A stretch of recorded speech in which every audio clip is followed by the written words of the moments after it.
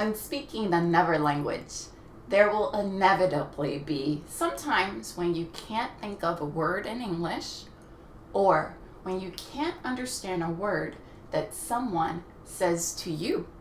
At times, you can get so frustrated not remembering a word that you give up on the conversation altogether.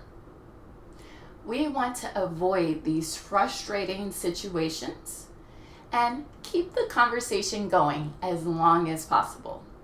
So, in this video, we'll cover some ways to deal with not being able to think of a word in English and what to do when you don't understand a word or phrase that someone says to you. My name is Kendra Lucas with Fluency King, and I'd like to welcome back my current subscribers. If you're new here, please remember to hit that red subscribe button and the bell so you can be sure to get more useful English lessons like this every week.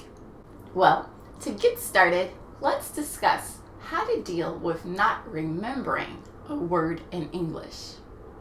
This is a common problem that even native speakers have. You may temporarily forget a word and you have trouble getting past that word. It's important to realize that there is more than one way to say something, and it's important to stay flexible and adaptable with your English speaking. For example, if you get a bad grade on a test or you get negative feedback on a project at work, you may feel discouraged. But what if you were not able to think of that word, discouraged? You're trying to tell your friend or your coworker that you feel so, but the correct word is not coming to your mind. It's important not to panic. Forgetting words is not that uncommon.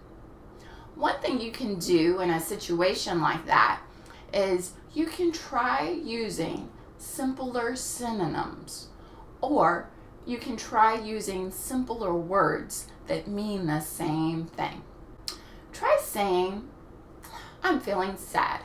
I'm feeling down. Our main goal with tip number 1 is to not give up the conversation. By using simple variations of words, we're able to keep the conversation going and avoid unnecessary frustrations. Once you try this first technique of using simpler words and simple synonyms, next, ask for help finding the correct word. Try to make it like a game.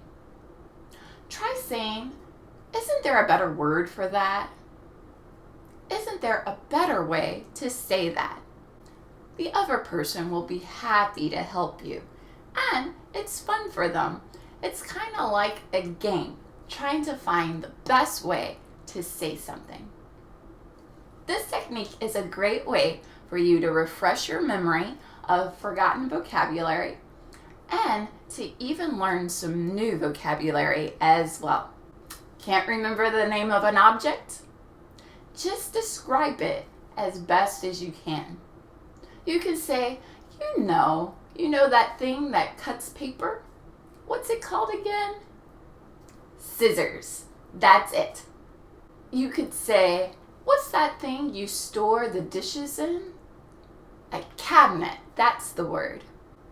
So when you can't think of a word, use those 2 strategies. Try to use simple words first, simple synonyms. Then ask for help by making it a guessing game. The other person will have fun with it and would love to help you find the correct word. The next common problem is learning how to deal with the situation of not understanding what someone is saying to you. This can happen when someone uses a word or a phrase that you're unfamiliar with and suddenly nothing makes sense to you. Our goal is to not give up on the conversation. We want to be able to continue no matter what. So our first strategy for dealing with this situation is to ask the person to repeat what they said. You can say things like, "I'm sorry, what did you say?" English speakers ask this question so frequently that we typically blend down or shorten the sounds to, "What you say?" Try to say it. What you say? Now, you would never write it like this, but in spoken English, it's very common to say, "What you say?" if you don't understand someone. Other variations include, "I'm sorry, can you repeat that?" "I'm sorry, I didn't catch that." Or you can simply say, "Huh?" But sometimes hearing the phrase again is not enough.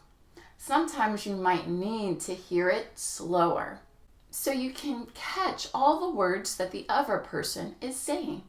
You can say, "I'm sorry, could you say that slower?" This time with the intention of repeating the phrase after the person. Sometimes of repeating the words yourself can help you understand them even better. However, if you can still not understand a word or phrase after they repeat and say it slower, it's best to ask for help.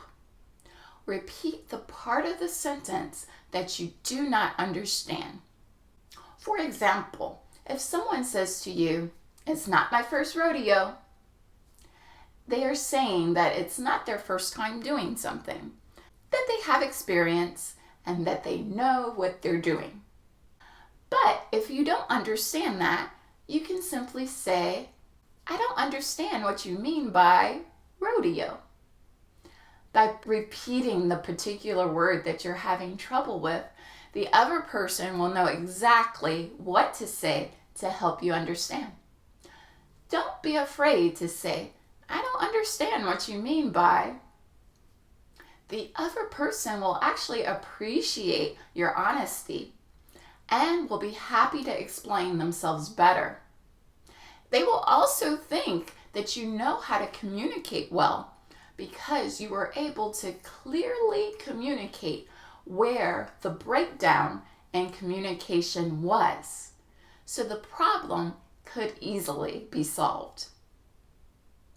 It's actually much more frustrating for the other person if you cannot repeat the parts that you don't understand, because then they have no idea how best to help you, and they will not be able to communicate with you any further.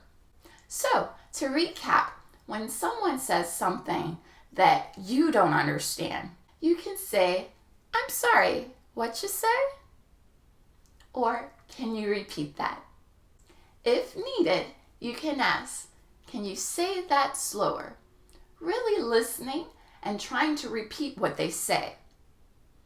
If you still don't understand after they repeat the unknown phrase, use, "I don't know what you mean by."